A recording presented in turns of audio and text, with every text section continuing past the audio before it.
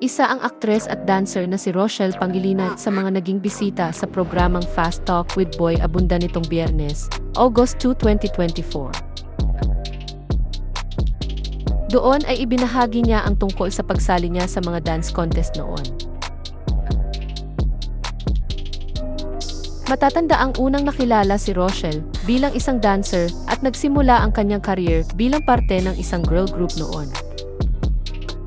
Ibinahagi ni Rochelle sa panayam sa kanya ni Boy Abunda na competitive siya at sumasali pa siya sa mga contest noon. Ngunit ayon sa kanya, nakaabot siya sa Grand Finals pero hindi siya nanalo at hindi rin naging champion noong panahong iyon. Anya, naku marami mga barangay contests. Pero Tito Boy, alam mo ba, nakakaabot ako sa Grand Finals pero never akong nanalo, never ako naging champion. Sinabi rin ng aktres na hindi siya nagka-interes sa figure skating gaya ng kanyang pulang araw co-star na si Ashley Ortega at dumiretso na siya sa pagsasayaw. Kaya nang marinig niya mula kay Ashley na nakapag-uwi ito ng gold medal sa figure skating competition noon, ang nasabi lang ni Rochelle ay ang galing mo.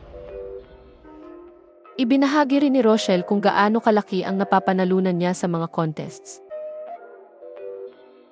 Doon ay inamin niya na mas malaki ang premyo sa contest sa TV kumpara sa contest sa barangay. Kwento niya, parang daily 10 tapos semis parang mga 15 pag sa TV. Pero pag sa mga bara-barangay, mas mura, 800 pesos lang yung inuuwi ko.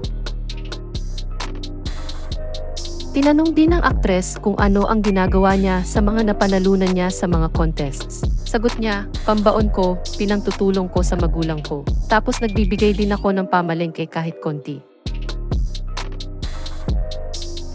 Samantala, sinabi ni Rochelle na malaking tulong ang pagiging dancer niya sa kanyang trabaho bilang aktres, lalo na pagdating sa pagkakaroon ng stamina.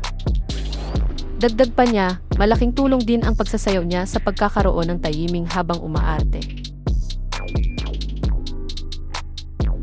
Anya, magkakaroon kayo ng tahiming sa bawat isa para hindi kayo magkasakitan, so maaalalayan niyo yung bawat isa. Kung kailangan papunta kayo sa sahig ng walang nasasaktan.